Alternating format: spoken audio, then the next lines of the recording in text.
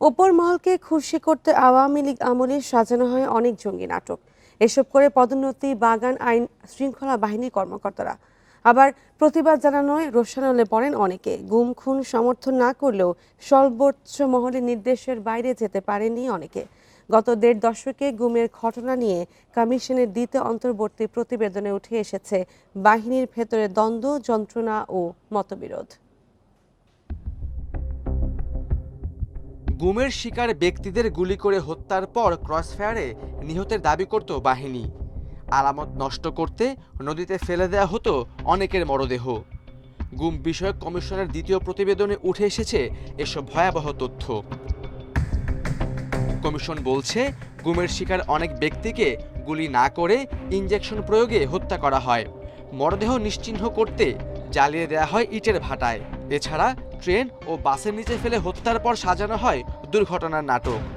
এই বর্ণনাগুলো যারা প্রত্যক্ষদর্শী তাদের এবং ওই অপারেশনে যারা যারা ছিলেন উপস্থিত তাদের মধ্যকার কথা, কিন্তু এটা কিন্তু ভিকটিমদের না, এটা যারা পারপিট্রেটর বা ওই টিমের মধ্যে অন্তর্ভুক্ত ছিল যে সমস্ত সৈনিক বা জুনিয়র অফিসাররা, তাদের বক্তব্য নয়। আবার গুমের নির্দেশ অমান্য করায় কিংবা ভুক্তভোগীকে সহায়তা করায় অনেক কর্মকর্তাকে সমস্যায় পড়তে হয়। প্রতিবেদন বলছে, অনেক অফিসার নিরুপায় ছিলেন কারণ তাদের বাধ্য করা হয়। তারা এই ধরনের কাজে জড়িত ছিল এই কিলিং অপারেশনের মধ্যে, তাদেরকে তো নানাভাবে পুরস্কৃত করা হতো। যেমন ধরেন যে তারা বিভিন্ন অ্যাওয়ার্ডের যেটা আছে পুলিশের, পিপিএম, বিপিএম বার, এগুলো পাওয়ার ক্ষেত্রে, প্রাইস পোস্টিং পাওয়ার ক্ষেত্রে, তারপরে হচ্ছে প্রমোশন পাওয়ার ক্ষেত্রে, এই বিষয়গুলো ব্যাপকভাবে অর্থবিত্ত প্লট পাওয়া। বিগত আওয়ামী লীগ সরকারের দায়মুক্তির সংস্কৃতি ও কাঠামো এখনো বহাল আছে, যা তদন্তে বাধা তৈরি করছে, বলছে গুম সংক্রান্ত তদন্ত commission. Khaled Raihan, independent News, Dhaka. ভোটের সংখ্যানুপাতিক হার বিবেচনায় জাতীয় সংসদের উভয় কক্ষে প্রতিনিধি নির্বাচিত হলে আর কেউ স্বৈরাচারী হতে পারবে না বলে মন্তব্য করেছেন ইসলামী আন্দোলনের আমির সৈয়দ মোহাম্মদ রেজাউল করিম। শনিবার বিকেলে রাজধানীর সোহরাওয়ার্দী উদ্যানে সমাবেশে এ মন্তব্য করেন তিনি। বলেন, এখনও রাজনৈতিক পরিস্থিতির পরিবর্তন হয়নি। একটি দলের লোকজনের বিরুদ্ধে চাঁদাবাজি ও দখলদারির অভিযোগ উঠেছে বলেও মন্তব্য করেন তিনি। রাজধানীর সোহরাওয়ার্দী উদ্যান ইসলামী আন্দোলনের সমাবেশে যোগ দেন দেশের বিভিন্ন প্রান্ত থেকে আসা নেতাকর্মীরা। হাতে ছিল দলের প্রতীক হাত পাখা। সমাবেশে পরে শোনানো হয় ১৬ দফা ঘোষণাপত্র। জনপ্রশাসনকে ঢেলে সাজাতে হবে। সমাবেশে অংশ নেয় জামাত, এনসিপি, গণ অধিকার পরিষদ সহ বেশ কয়েকটি রাজনৈতিক দলের নেতারা। দাবি জানান ভোটের সংখ্যানুপাতিক হারে সংসদে বিভিন্ন দলের আসন নির্ধারণের। ইতিমধ্যে উচ্চকক্ষের নির্বাচনে পিআর পদ্ধতিতে প্রতিনিধিত্ব নির্ধারণ করা হবে। এই দাবির পক্ষে জাতীয় নাগরিক পার্টি, এনসিপি সহ বাংলাদেশের প্রায় সকল রাজনৈতিক দল একমত হয়েছে। তাই আমরা বলতে চাই, কোন দু একটি দলের উপরে ভিত্তি করে দু একটি দলের কথায় সংস্কারের নকশায় পরিবর্তন আনা যাবে না। নির্বাচন কমিশনের প্রধানকে আমি বলতে চাই, আজকের এই সমাবেশ থেকে, এই জনসমুদ্র থেকে এই বার্তা যদি আপনারা বুঝতে ভুল করেন, পিওর পদ্ধতি ছাড়া নির্বাচন বাংলার মানুষ গ্রহণ করবে না। সমাবেশে ইসলামী আন্দোলনের আমির বলেন, সংসদে উভয় কক্ষে সংখ্যানুপাতিক পদ্ধতিতে প্রতিনিধি নির্বাচনের বিষয়ে বিভিন্ন দলের ঐক্যমত হয়েছে, যা বাস্তবায়নে গণভোটের দাবিও জানান তিনি। আগামী নির্বাচনে সংসদের উভয় কক্ষে অবশ্যই পিআর পদ্ধতিতে নির্বাচন দিতে হবে।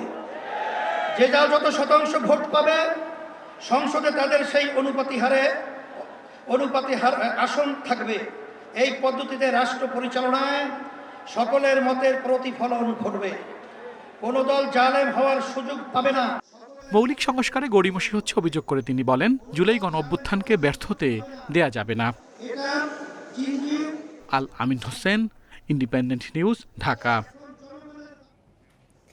ভোটের অনুপাতে আসন চাওয়া নতুন ষড়যন্ত্র বলে মন্তব্য করেছেন বিএনপি নেতা সালাউদ্দিন আহমেদ।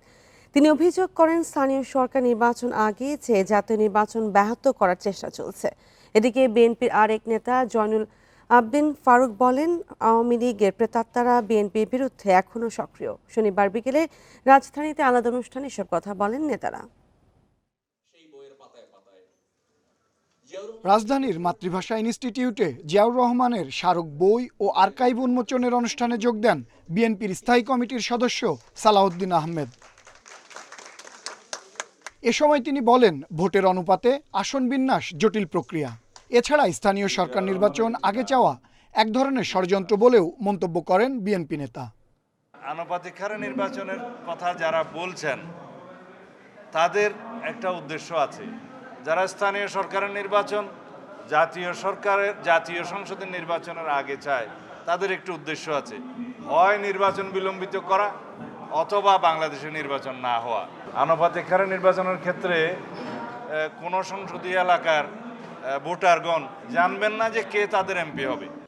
এদিকে বনানীতে জাসাসের কর্মী সম্মেলনে যোগ দেন বিএনপি নেতারা। সভায় বিএনপি চেয়ারপারসনের উপদেষ্টা জয়নুল আবেদিন ফারুক বলেন, তারেক রহমান ও প্রধান উপদেষ্টার বৈঠকের মধ্য দিয়ে নির্বাচন নিয়ে সংকট কেটেছে, কিন্তু আগে স্থানীয় নির্বাচন চেয়ে ব্যাহত করার চেষ্টা চলছে। লন্ডনে যখন আমাদের নেতার সাথে বৈঠক শেষ হয়, আকাশে তারা উঠেছে, আলো বেরিয়েছে, সে আলোর পথকে আবার রুদ্ধ করে দেওয়ার ষড়যন্ত্র চলছে যে সংসদ নির্বাচন নয়, আগে হবে উপজেলা নির্বাচন। গত 15 বছর তরুণরা ভোট দিতে পারেনি, তারা এখন ভোটাধিকার প্রয়োগ করতে উদ্গ্রীব বলে জানান মঈন খান। যারা নির্যাতিত হয়েছে স্বৈরাচারী সরকারের। আনোয়ার সাদাত নূর, ইন্ডিপেন্ডেন্ট নিউজ, ঢাকা। ভেঙে ফেলা হয়েছে বিজয় সরণির মৃত্যুঞ্জয়ী প্রাঙ্গণ, সেখানে জুলাই স্মরণে হবে গণমিনার। ডিএনসিসি প্রশাসক জানিয়েছেন, 52, 71 ও 24-এর ইতিহাসকে ধারণ করে পরিকল্পনা করা হচ্ছে। আগামী মাসেই শুরু হবে ভাস্কর্য নির্মাণের কাজ। রাজধানীর বিজয় সরণিতে 2023 সালে গড়ে তোলা হয় মৃত্যুঞ্জয়ী প্রাঙ্গণ। জুলাই অভ্যুত্থানের মুখে শেখ হাসিনা দেশ ছাড়ার পর ভাস্কর্য ভেঙে ফেলে ছাত্র জনতা। তারপরও এতদিন সেখানে ছিল ইতিহাস সংবলিত 7টি দেয়াল। শুক্রবার সেগুলো ভেঙে ফেলা হয়েছে। এখনও ছড়িয়ে ছিটিয়ে রয়েছে স্থাপনার ভাঙা অংশ। আমাদের ইতিহাস যেটা, এটা আমরা কখনো মুছে ফেলতে পারবো না। তো আমাদের আগে যেটা ছিল এটা আমাদের স্মৃতিচারণ হিসেবে রাখা উচিত ছিল, এবং পাশাপাশি 36শে জুলাইকে স্মরণ করে আমরা পাশাপাশি আরেকটা স্তম্ভ তৈরি করতে পারতাম। এমন না যে জায়গা ছিল না, এখানে জায়গা আছে। এটা 6টা দাব আর 6টা ওয়াল করা হয়েছে, 6টার লেখা আছে ভাষা আন্দোলন জন্য, সেটা থাকুক, আমাদের ওইটাও থাকুক। ওটা যদি ওরা করতে চায় তার করুক, তার পাশে করুক। এই জায়গায় নতুন কিছু করার পরিকল্পনা করছে ঢাকা উত্তর সিটি কর্পোরেশন। প্রশাসক জানান, বাংলাদেশের রাজনীতির ইতিহাস ও জুলাইয়ের সঙ্গে মিল রেখে নতুন ভাস্কর্য করা হতে পারে। আপাতত এটা তো ধ্বংসস্তূপ ছিল, আর যে কয়েকটা ছিল সেগুলো তো অনেক জায়গায় এগুলো তো হাফ ভেঙে ফেলছে, কিছু নষ্ট হয়ে গেছে, এগুলো আমরা পরিষ্কার করেছি। এখন বাংলাদেশের রাজনৈতিক ইতিহাস এগুলোকে মাথায় রেখে আমরা ভাবছি কিছু ভালো কিছু করার জন্য। 71, 52 এগুলোকে অস্বীকার করে বাংলাদেশে কেউ রাজনীতি করতে পারবে না। জুলাই থেকে নির্মাণ কাজ শুরু হবে বলে জানান প্রশাসক। Adilur Rahman, Independent News, Dhaka. চট্টগ্রাম বন্দর বিদেশিদের হাতে দেওয়া রাখাইন করিডর স্টারলিংকের সাথে চুক্তি, কাতার ও তুরস্কের অস্ত্র তৈরি কারখানা স্থাপনের তৎপরতা অবিলম্বে বন্ধের দাবি জানিয়েছে চট্টগ্রাম বন্দর অভিমুখে রোড মার্চ থেকে। শনিবার বিকেলে বন্দরে পৌঁছানোর পর বাম দলগুলোর সমাবেশের মাধ্যমে শেষ হয় এই রোড মার্চ। এ সময় দাবি না মানলে আরও কঠোর আন্দোলনের হুঁশিয়ারি দেন বক্তারা। হাতে নানা প্ল্যাকার্ড আর মুখে স্লোগান। ঢাকা থেকে আসা রোড মার্চ চট্টগ্রাম বন্দরের 4 নম্বর গেট এলাকায় এসে পৌঁছায় শনিবার বিকেল 5টায়। বন্দরের এনসিটি ও রাখাইনে করিডোর দেওয়ার জোর প্রতিবাদ জানান রোড মার্চে অংশগ্রহণকারীরা। বলেন, বন্দরের মতো একটি লাভজনক প্রতিষ্ঠানের কর্মীদের দক্ষ না করে উল্টো বন্দরকে সাম্রাজ্যবাদীদের হাতে তুলে দেওয়ার পায়তারা চলছে, যা জনগণ কোনোভাবেই মেনে নেবে না। আমাদের বন্দর নিয়ে যদি এই ধরনের সাম্রাজ্যবাদী কোনো চক্রান্ত করা হয়, এই ধরনের বেসরকারীকরণের যদি কোনো চক্রান্ত করা হয়, আমরা এটার বিরুদ্ধে আসলে রুখে দাঁড়াব। বন্দর এবং আমাদের দেশের যারা এই বিষয়ে পড়াশোনা করছে তাদেরকে আসলে ধীরে ধীরে বিশেষজ্ঞ করে তোলা। পরে কমিউনিস্ট পার্টি চট্টগ্রামের সভাপতি অশোক সাহার সভাপতিত্বে শুরু হয় প্রতিবাদ সমাবেশ। এতে বিভিন্ন বাম দলের কেন্দ্রীয় ও চট্টগ্রাম বিভাগের বিভিন্ন পর্যায়ের নেতারা বক্তব্য রাখেন। অন্তর্বর্তী সরকার এখতিয়ার বহির্ভূত কর্মকাণ্ড নিয়ে বেশি ব্যস্ত বলে অভিযোগ করেন তারা। হাজার হাজার মানুষ সংহতি জানিয়ে তারা বলেছে অন্তর্বর্তীকালীন সরকারের কথা ঠিক নয়, ওইটা ভুল পদক্ষেপ। আমরা তাই পরিষ্কার বলি, 1 সেকেন্ড দেরি না করে ঘোষণা দেন, আমরা বন্দর লিজ দেব না, সংস্কার প্রয়োজন, তারপরে একটা নির্বাচন দেবে। কিন্তু ইউরোপ সরকার সে পথে হাসবেন না, তার এখতিয়ার বহির্ভূত ভাবে। সমাবেশের শেষ দিকে ছাত্র ইউনিয়ন ও উদীচীর দুই পক্ষের মধ্যে হাতাহাতি হয়, এতে আহত হয় একজন। অনুপম শীল, ইন্ডিপেন্ডেন্ট নিউজ, চট্টগ্রাম। আগামী বছর শেষ হচ্ছে গঙ্গার পানি বন্টন চুক্তিটির মেয়াদ, তাই পানির ন্যায্য হিস্সা আদায়ে ভারতের বিপক্ষে এখনই আওয়াজ তুলতে হবে। ফারাক্কার বিরূপ প্রভাব ও বাংলাদেশের স্বার্থ রক্ষায় আন্তর্জাতিক পর্যায়ে কাজ চলছে। শনিবার রাজধানীতে আন্তর্জাতিক ফারাক্কা কমিটির এক সেমিনারে এসব কথা জানান বক্তারা। গঙ্গার পানি নিয়ে দ্বন্দ্ব ও বাংলাদেশে পরিবেশগত দুর্যোগ মোকাবিলা শীর্ষক আন্তর্জাতিক ফারাক্কা কমিটির সেমিনার। এতে যোগ দেন দেশ বিদেশি বিশেষজ্ঞরা। বৈষম্যমূলক চুক্তি হয়েছিল 30 বছরের জন্য। শনিবার রাজধানীর তোপখানা রোডে সিরডাপ মিলনায়তনে এ সেমিনারে উঠে আসে ফারাক্কা বাঁধের কারণে বাংলাদেশ ভারতের মধ্যে সৃষ্ট সমস্যা এবং এর সমাধানে করণীয় নানা বিষয়। ফারাক্কা বাঁধ প্রতি বছর বিলিয়নস অফ ডলার্স আমাদের ইকোলজিক্যাল, ফিনান্সিয়াল, অকুপেশনাল, ট্রেডিশনাল সব রকম ধরনের ক্ষতি করতেছে। যে ফাঁদ আমাদের জন্য পাতা হয়েছিল, এখন তাদের জন্য সেটাও আবার মরণ ফাঁদ হয়ে যাচ্ছে। বাংলাদেশের নদ নদী, পরিবেশ এবং জনজীবনে এ বাঁধের বিরূপ প্রভাব নিয়ে কথা বলেন বক্তারা। জানান, ফারাক্কা খুলে দেয়ায় প্রায়ই দেশে বন্যা পরিস্থিতি তৈরি হয়, নষ্ট হয় ফসল। আগামী বছর গঙ্গা চুক্তি নবায়ন হচ্ছে, তাই এখনই জাতিগতভাবে ভারতের বিরুদ্ধে আওয়াজ তুলতে হবে। বেশি দিন নাই, আবার যখন ফারাক্কা চুক্তি হবে 2026-এ, আমাদের প্রিপারেশন কি? আবারও কি আপনারা ওখানে এই কথাটা তুলবেন না যে এমন একটা আমরা ট্রিটি চাই যেখানে গ্যারান্টি ক্লজ থাকবে, আরবিট্রেশন ক্লজ থাকবে, যেখানে দেশের স্বার্থকে সবার উপরে স্থান দিতে হবে। পানির ন্যায্য হিস্সা আদায়ে আন্তর্জাতিক সহযোগিতা ও যৌথ উদ্যোগের প্রয়োজনীয়তাও তুলে ধরেন বিশেষজ্ঞরা। Zahidul Islam, Independent News, Dhaka. Shutdown ও মার্চ টু এনবিআর কর্মসূচিতে সারা দেশে বন্ধ এনবিআরের সব সেবা। চেয়ারম্যানের পদত্যাগ ও যৌক্তিক সংস্কারের দাবিতে রোববারও এই কর্মসূচি চালিয়ে যাওয়ার ঘোষণা দিয়েছে এনবিআর সংস্কার ঐক্য পরিষদ। শনিবার রাজস্ব ভবনের সামনে অবস্থান শেষে সংবাদ সম্মেলনে এই ঘোষণা দেন তারা। জানায়, সরকারের সঙ্গে আলোচনায় আগ্রহী তারা, তবে এর আগে এনবিআর চেয়ারম্যানকে অপসারণ করতে হবে।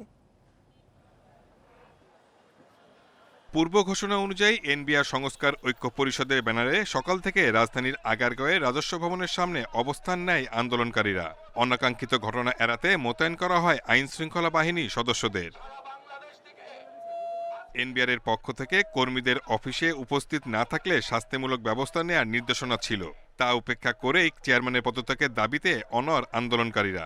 আমরা চাই একটা এনবিআর, সেখানে একটা সৎ শাসন প্রতিষ্ঠিত হবে, একটা যৌক্তিক সংস্কার হবে, আন্তর্জাতিক মানদণ্ডের একটা এনবিআর আমরা প্রতিষ্ঠিত করতে চাই। আমাদের দেয়ালে পিঠ থেকে গিয়েছে এবং আমাদের পিছু আর ফিরে যাওয়ার কোনো রাস্তা নাই। আমরা চাই বৈষম্যহীন এনবিআর, এটাই আমাদের একমাত্র চাওয়া। বিকেলে রাজস্ব ভবনের সামনে আয়োজিত সংবাদ সম্মেলনে ব্যবসায়ীদের পাশে থাকার আহ্বান জানায় এনবিআর সংস্কার ঐক্য পরিষদ। সরকারের সাথে সমস্যা নিরসনে আলোচনা বসতেও আগ্রহী তারা। এনবিআর সংস্কার ঐক্য পরিষদ কর্তৃক ঘোষিত 28 জুন 2025 খ্রিস্টাব্দ তারিখ থেকে ট্যাক্স, কাস্টমস ও ভ্যাট বিভাগের সকল দপ্তরে লাগাতার কমপ্লিট শাটডাউন যথারীতি চলবে। আমরা জুলাই মাস আসার পূর্বেই তার অপসারণ চাই, কারণ আমরা পুত পবিত্র হয়ে জাতীয় রাজস্ব বোর্ডের কর্মকর্তা কর্মচারী বৃন্দ আলোচনায় অংশগ্রহণ করতে চাই। সংবাদ সম্মেলনে জানানো হয়, 29 জুন থেকে সারা দেশের সব দপ্তর থেকে মার্চ টু এনবিআর কর্মসূচি পালিত হবে, তবে আন্তর্জাতিক যাত্রী সেবা চালু থাকবে। Shahid Ahmed, Independent News, Dhaka.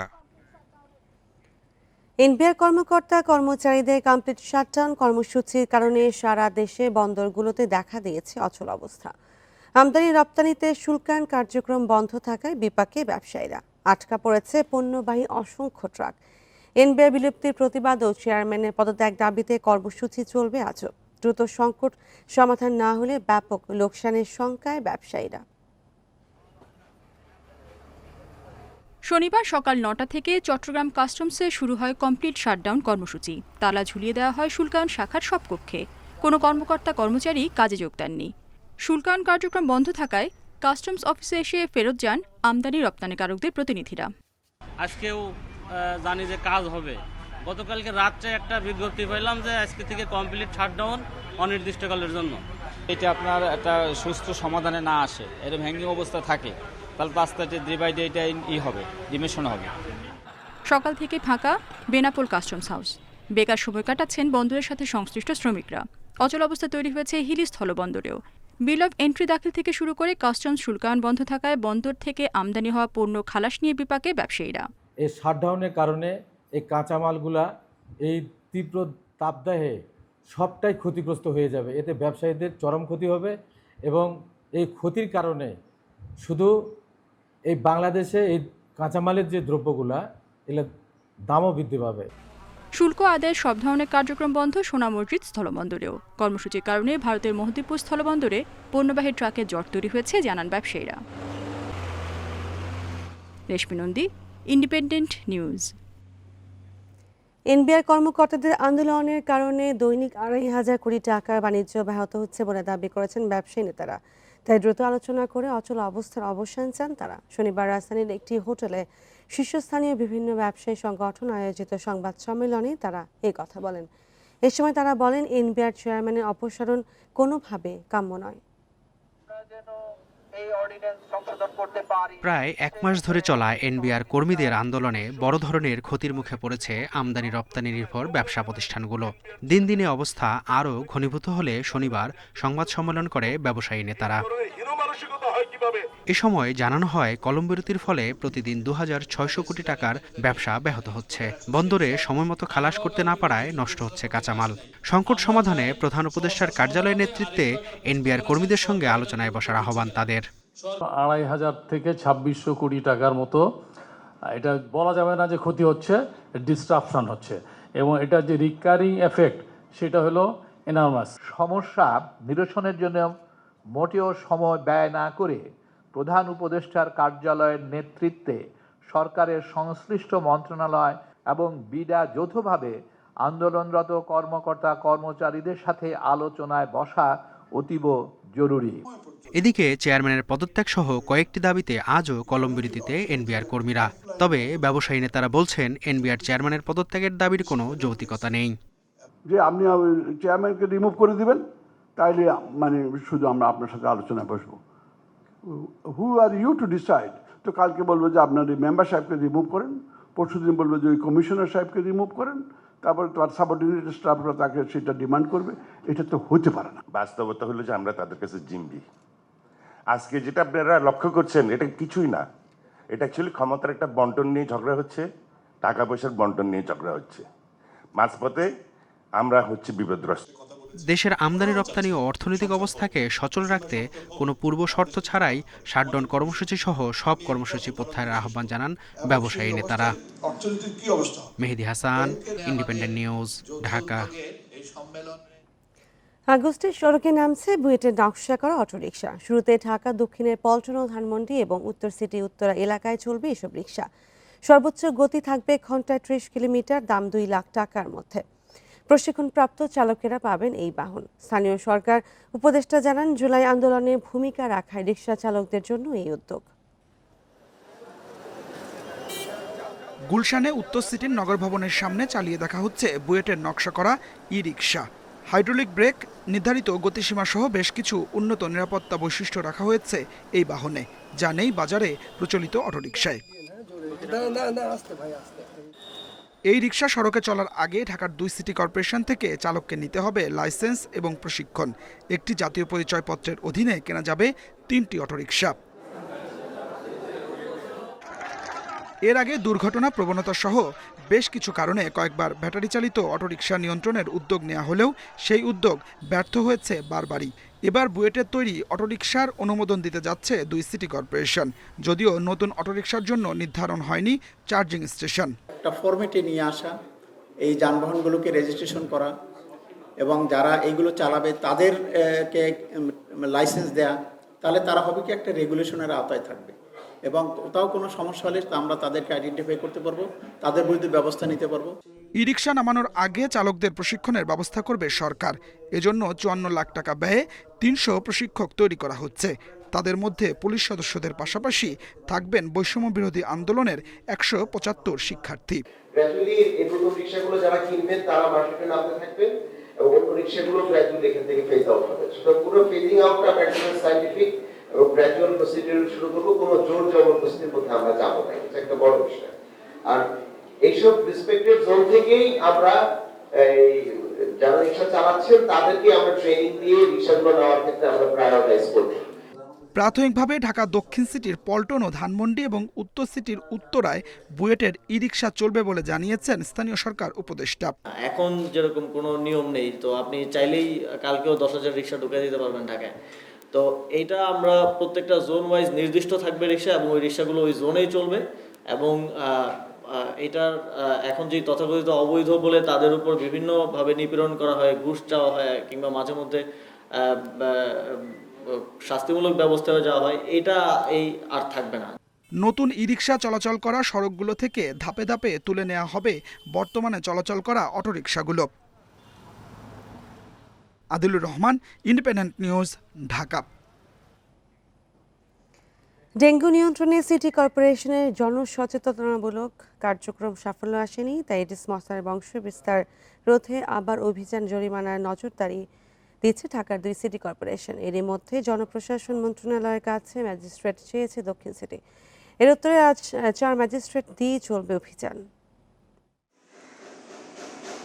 ধানমন্ডি 7 নম্বর রোডে সরকারি কর্মকর্তাদের কোয়ার্টারের পেছনে জমে থাকা পানিতে জন্মেছে এডিসের লার্ভা। এসব লার্ভা ধ্বংস করা হয় দক্ষিণ সিটির কর্মীদের অভিযানে। ডেঙ্গু মৌসুমকে কেন্দ্র করে সকাল 8টা থেকে বেলা 11টা পর্যন্ত লার্ভা নিধন কার্যক্রম চালাচ্ছে 2 সিটি কর্পোরেশন। তবে বাসাবাড়ির ভেতরে জমে থাকা পানির লার্ভা ধ্বংসে বেগ পেতে হচ্ছে মাঠ কর্মীদের। কিছু কিছু বাড়ি আছে, এগুলোর যে বারান্দার মধ্যে ওনারা টবগুলা দেয়, টবগুলার মধ্যে বৃষ্টির পানি জমে থাকে, ওনাদেরকে আমরা সতর্ক করি।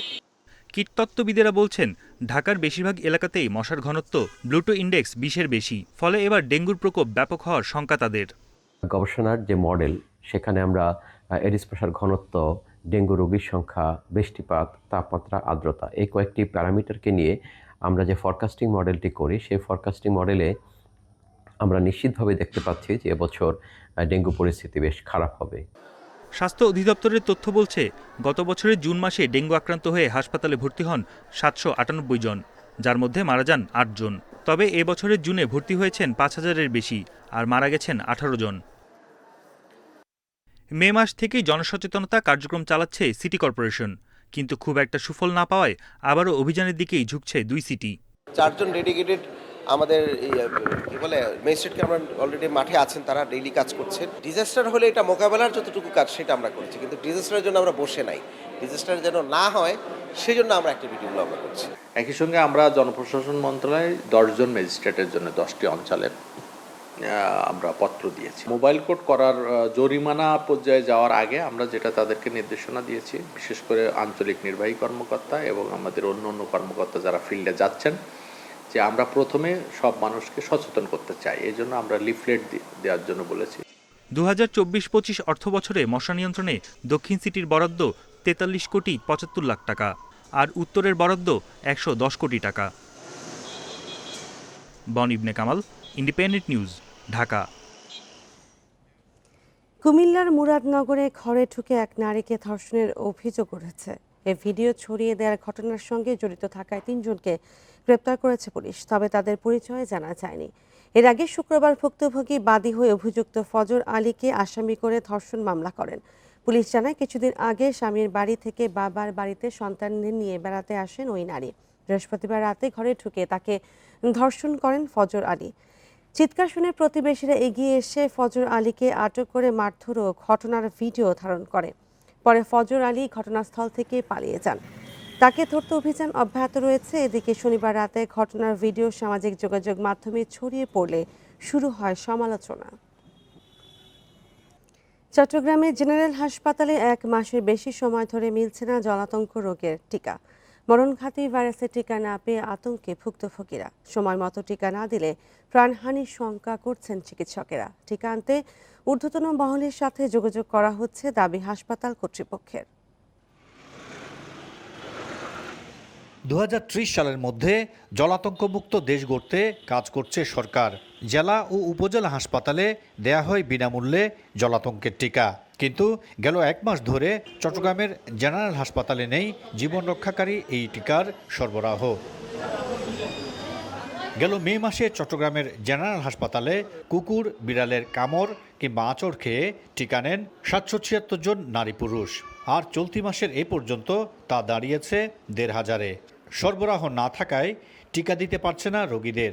পোষা বিড়ালকে টিকা দিতে না পারায় আতঙ্কে আছেন অনেকেই। রয়েছে বেওয়ারিশ কুকুরের উৎপাতের ভয়ও। বিন্দুমাত্র কোনো টিকা নাই, তো আমরা আসলে অনেক ভোগান্তির শিকার হই। 4 জন একত্রিত না হলে আমরা টিকাটা দিতে পারি না। হাসপাতালে আসছি টিকার জন্য, এখানে ফ্রি টিকা দিচ্ছে না, আমাদের থেকে টাকা নিয়ে তারপর টিকা দিচ্ছে আর কি। চিকিৎসকরা বলছেন জলাতঙ্ক রোগে আক্রান্ত হলে দ্রুত টিকা নেওয়া জরুরি, অন্যথায় প্রাণহানির আশঙ্কা আছে। একমাত্র প্রতিরোধ আছে, কোনো চিকিৎসা এ পর্যন্ত আধুনিক চিকিৎসা পদ্ধতিতে আবিষ্কার হয় নাই। তাই এই রোগের আক্রান্ত হলে মৃত্যু অনিবার্য। একমাত্র চিকিৎসা হচ্ছে এটা প্রিভেনশন। এদিকে টিকা সরবরাহ কখন স্বাভাবিক হবে তা বলতে পারছে না কেউই। যদি কোনো প্রাণীর কামড়ে আমাদের এখানে রোগীরা আসে, তা তাৎক্ষণিকভাবে তাদেরকে আসলে এই ব্যবস্থাটা করাটা অত্যন্ত জরুরি। তো আমরা চেষ্টা করছি ঊর্ধ্বতন মহলের সাথে যোগাযোগ করে এই বিষয়টা দ্রুত সমাধান করার জন্য। কুকুর বেড়ালের পাশাপাশি শেয়াল ও বাদুড়ের কামড়েও হতে পারে জলাতঙ্ক রোগ। Ahsan Riton, Independent News, Chittagong. ফরিদপুরের 81টি ইউনিয়ন পরিষদে কৃষি আবহাওয়া পূর্বাভাস যন্ত্রপাতি স্থাপনের 1 বছরের মাথায় সব অকেজো হলেও নেওয়া হয়নি কোনো ব্যবস্থা। চাষিদের উপকারের জন্য বসানো হলেও 6 বছর ধরে কোনো কাজেই আসছে না এগুলো। এদিকে কৃষি বিভাগের রক্ষণাবেক্ষণের কথা থাকলেও কিভাবে নষ্ট হলো তার কোনো উত্তর নেই কর্মকর্তাদের কাছে।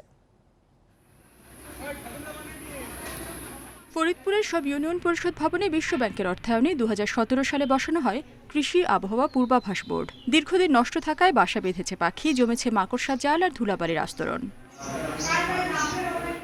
এই প্রকল্পের মাধ্যমে বৃষ্টিপাতের পরিমাণ, গড় তাপমাত্রা সহ নানা তথ্য অ্যাপসের মাধ্যমে কর্মকর্তাদের মোবাইলে পাঠানো হয়। পরে অ্যানালগ পদ্ধতিতে তোলা হয় বোর্ডে।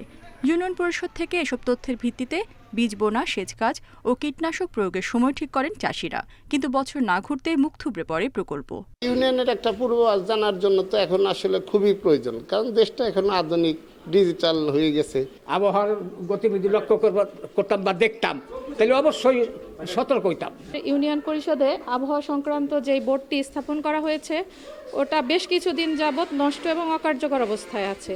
তো আমরা আমাদের উপজেলা কৃষি অফিসে লিখিত আকারে জানানো হয়েছে।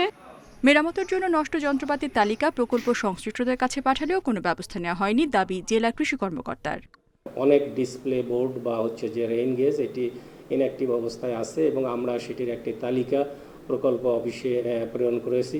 যদি মেরামত করা যায় তাহলে আমরা আশা করি যে এখান থেকে কৃষক তাদের যে প্রয়োজনীয় কৃষি তথ্য যে সেবা, এই সেবাগুলি পাবে।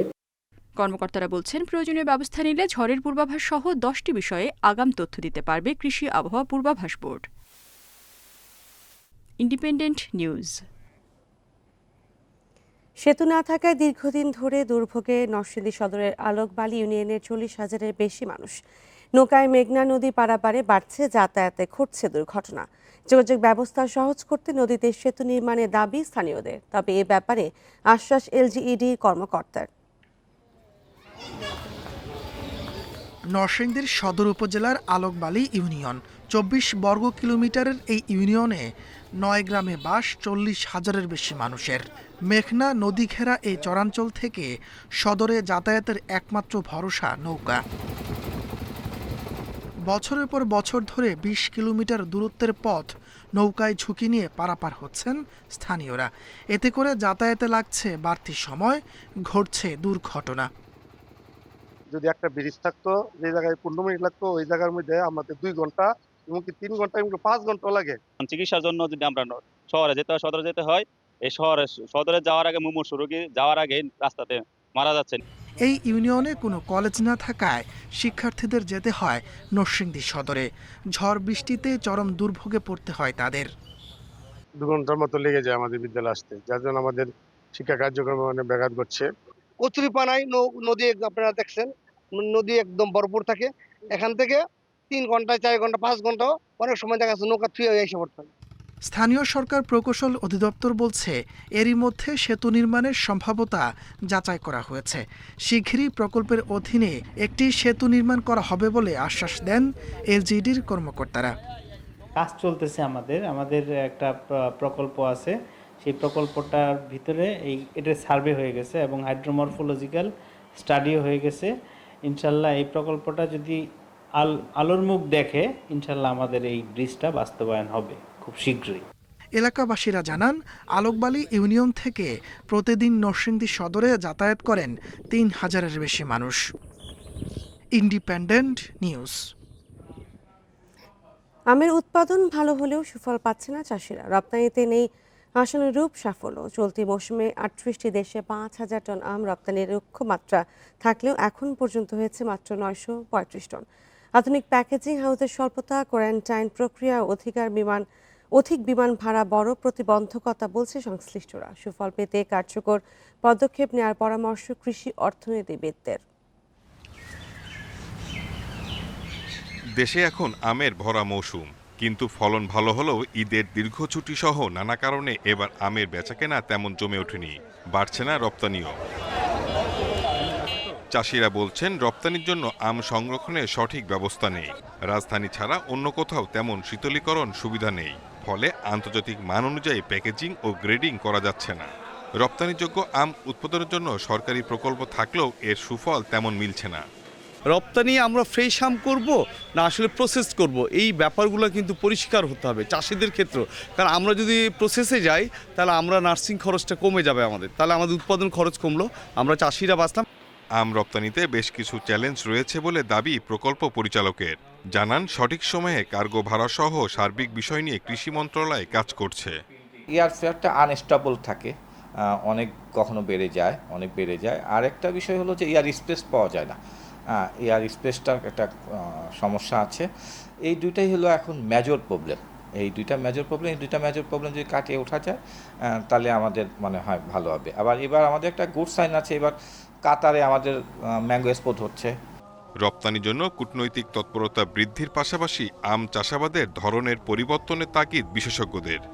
আম কূটনীতি আমাদেরকে বাড়াতে হবে, উৎপাদন এলাকা পরিদর্শন করাতে হবে এবং সেখানে দেখাতে হবে যে আমাদের যে আম সেটা গুড এগ্রিকালচার প্র্যাকটিসেস অনুসরণ করা হয় এবং আম যেটা রপ্তানি করা হয় এটা উন্নত মানের এবং ভালো আম।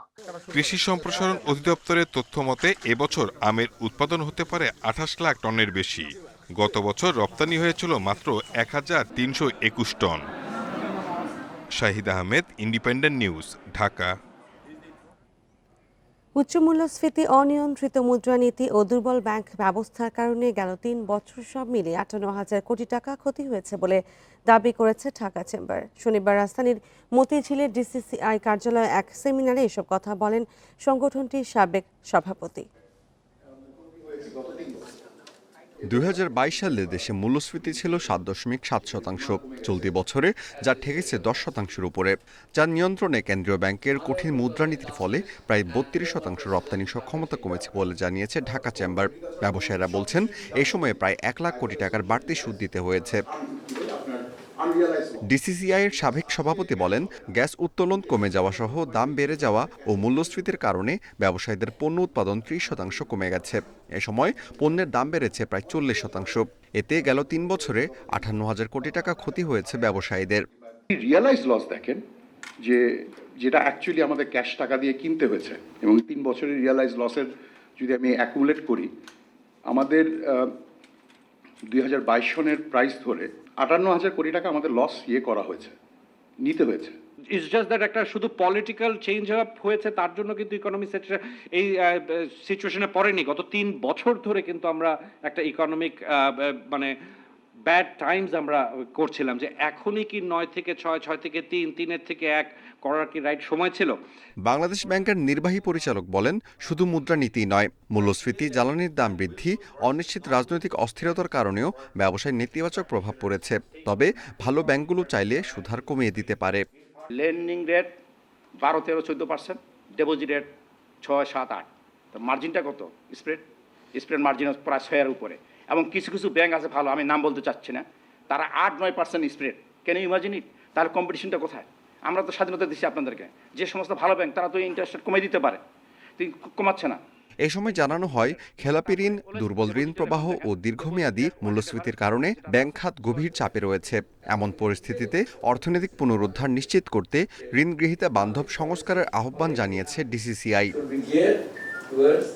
Amirul Islam, Independent News, Dhaka. 2টি নয় 3টি চাকা, সামনে ঘুরছে পাখা, রয়েছে হর্ন লাইটও, এমনই অভিনব সাইকেল তৈরি করে সামাজিক যোগাযোগ মাধ্যমে সাড়া ফেলেছেন সাতক্ষীরার দিনমজুর জিয়াউল ইসলাম। ইউটিউব দেখে দোতলা সাইকেলটি তৈরির পর এলাকার বাইরেও ছড়িয়ে পড়েছে তার নাম। সহায়তা পেলে আরও আধুনিক করতে চান বাহনটিকে। শখের বশেই 2টি সাইকেলকে একসাথে যুক্ত করে দোতলা সাইকেল তৈরি করেন জিয়ারুল ইসলাম। সাতক্ষীরার কলারোয়া উপজেলার চন্দনপুর গ্রামে তার এই অভিনব বাহনটি দেখতে ভিড় করছেন অনেকেই। 2টি নয়, মোট 3টি চাকা জিয়ারুলের সাইকেলে, বসানো হয়েছে পাখাও। এমন সাইকেল তৈরির ভাবনা প্রথম তার মাথায় আসে ইউটিউব দেখে, এরপর চলে অদম্য চেষ্টা। আমি প্রথম ইউটিউব ফেসবুক ঘুটাঘুটি করি, আমি দেখছিলাম যে বিদেশি একটা 2তলা সাইকেল বানাই তারা চালাচ্ছে। তারপরে দেখি তাদের খুব উপকার হচ্ছে। আমি চিন্তা ভাবনা করলাম, আমাদের দেশে 2তলা সাইকেল নাই, তা আমি যদি এই 2তলা সাইকেলটা বানাই তাহলে খুব উপকার হয়। প্রাথমিকের গণ্ডি না পেরোলেও দেশের নানা প্রান্তে ছড়িয়ে পড়েছে জিয়ারুলের উদ্ভাবনের খবর। এলাকার লোকজনও তার পরিচিতির কারণে খুশি।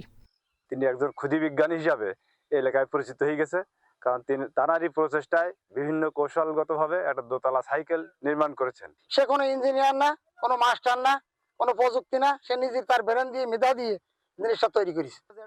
সহায়তা পেলে ব্যতিক্রমী আরো বাহন তৈরির আশা তরুণ জিয়ারুলের।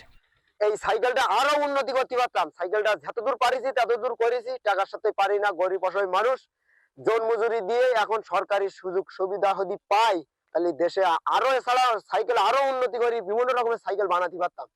সাইকেলটির ছবি ইউটিউবে ছড়িয়ে পড়ার পর বিভিন্ন সংবাদ মাধ্যমেও উঠে এসেছে জিয়ারুলকে নিয়ে খবর। Independent news. আর এই ছিল এখনকার সংবাদে। ইন্ডিপেন্ডেন্ট টেলিভিশনের সব খবর বিস্তারিত জানতে চোখ রাখুন ফেসবুক, ইউটিউব ও এক্সে। ধন্যবাদ সবাইকে।